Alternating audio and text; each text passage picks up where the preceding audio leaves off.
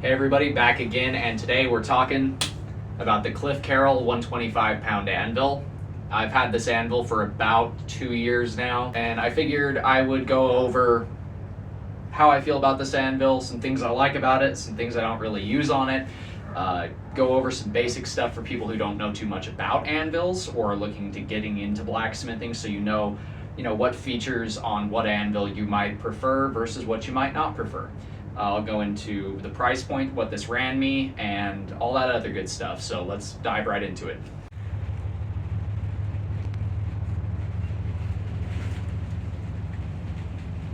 So the Carrol anvil, I've had this for about 2 years. Like I was saying, this is the 125-pound model. They do have other models, but this is the one I went with for my specific size needs. When it comes to anvils, the size of your anvil is going to dictate the size of your work on the maximum end, not the minimum end. And it is also going to dictate the size of hammer that you are going to want to work on that anvil with safely. So there's a golden ratio of 20 to 1. That's 20 pounds of anvil to 1 pound of hammer. When you're purchasing a new anvil, if you are wondering what size hammer you can use on that anvil, 20 pounds of anvil equals 1 pound of hammer. So this being a 125-pound anvil, I can get away with using up to a 6 1/4 pound hammer on the horn and on the tail and the weaker parts of the anvil without damaging the anvil.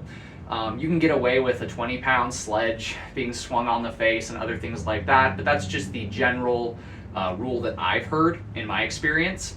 That's also going to kind of dictate what you want to work on here.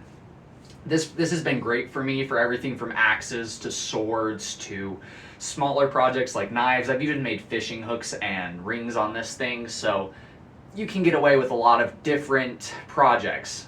My only gripe about this anvil is the shape of the horn.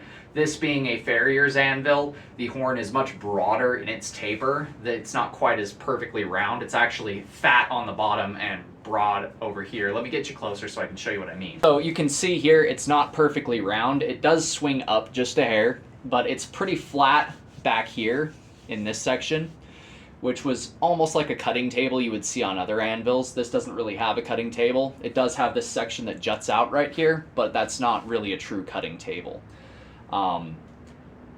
This is a horseshoeing anvil. It's a farrier's anvil, so it's designed for, creating the bend of a horseshoe more easily, creating the upset sections and things like that. I'm not a farrier, I'm a bladesmith, so I don't know much about farriering. So farriers, comment below, tell me how wrong I am about this if you know far better than I. I'm always looking to learn. I do like the construction. I didn't have any real problems with how this was cast. This is a cast steel anvil. So it's not forged. You do have the casting to think about, but the casting seems like really high quality. I've hit the horn several times and it hasn't really deformed at all. It does have slight little planishing marks from the hammer where it's moved a little, a little dink here, a little dent there, but that's just from 2 years of constant use. And it's held up great. I've never had a single issue with any point on this anvil. The corners came to me pretty round, so you might want to sharpen those up. You might want to leave them round. They're not super sharp, and they weren't super sharp from the get-go.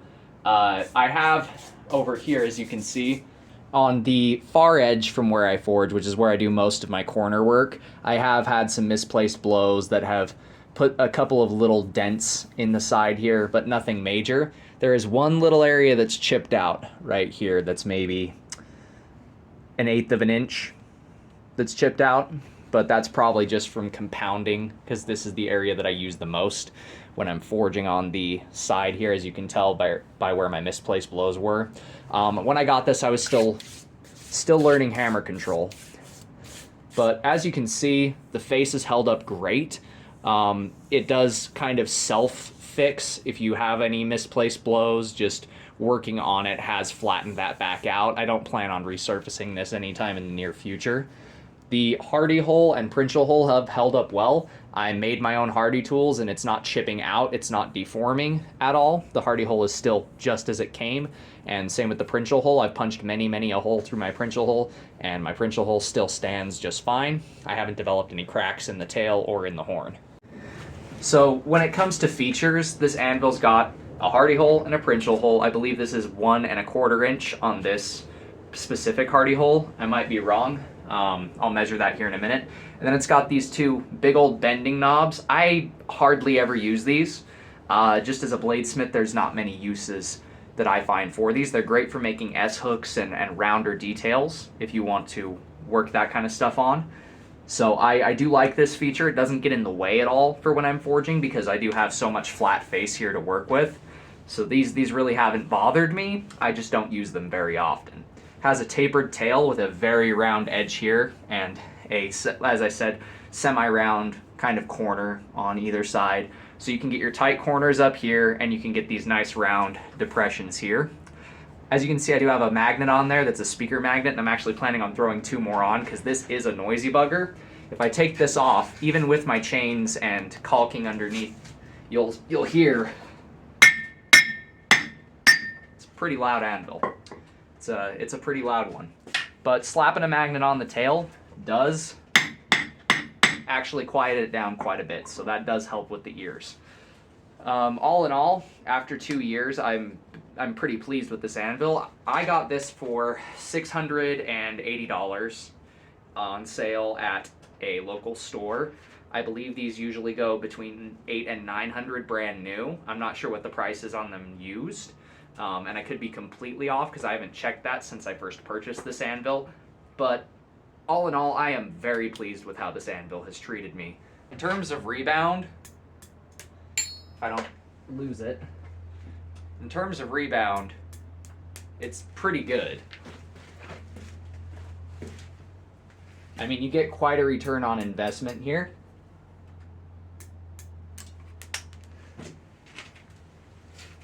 So I can't complain about the rebound. It's a pretty lively anvil. I forge on it with a 4.5 pound crosspeen, which is this thing right here. I use this guy on it quite often, and as you can see it's got a lot of bounce to it, so it holds up to beatings from a pretty big hammer. I do have 2 other anvils that I use. This is a cast iron Harbor Freight old anvil, the 55 pound. I have had to reface it probably 3 times because cast iron just deforms and deforms and deforms when you use it. It is not a reliable surface material, as well as the main reason I switched from this anvil to the other one is, you see that? That's how much rebound you can expect from a cast iron anvil. Let's just go back for a quick second to the steel anvil. So with my steel anvil, you can see that it's got a good amount of rebound. However, cast iron is dead. There is no rebound whatsoever on that cast iron anvil. So if you're looking into getting an anvil and you don't know much about anvils, get a steel anvil if you can. Do not get a cast iron anvil. They're more of a decorative thing than anything. I treat this as if it's a dead blow thing. I do a lot of my detail chiseling and punching of animal faces on it now, since it's just a spare deforming anvil, and it also has a cutting table and a much flatter face, but like I said before, I just wouldn't recommend it. I do have this little jeweler's anvil, is what I call it. It's a little cast steel anvil. I'm not sure what the make on this is. All it says on it is China, but it is a finger-shaped, perfectly cylindrical, conical, well, perfectly conical, not cylindrical, horn, and as you can see, I've gotten quite a bit of use out of that over the years. I make rings on this, I make karambit knife finger loops on that. I never really use the hardy hole on this, and neither one of these has a Princhel hole, but this is just my little baby anvil. But all in all, having used this anvil for 2 years, I would highly recommend it. If you are looking into getting one of these anvils and you can get one at a good price and it's what you've got available to you, get it.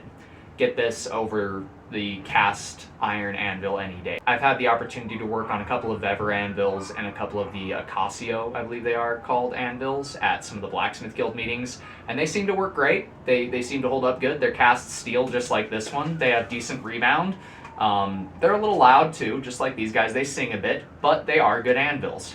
So again, I would highly recommend getting one of these guys. And when you get your first anvil, get some magnets and some chains, because that does kind of help cut down on some of that noise. But that does it for today's video. If you guys like, you know what to do all those things. And until next time, God bless, stay sharp out there. If you're looking for a custom blade, check me out on Etsy. Link at the end of the video.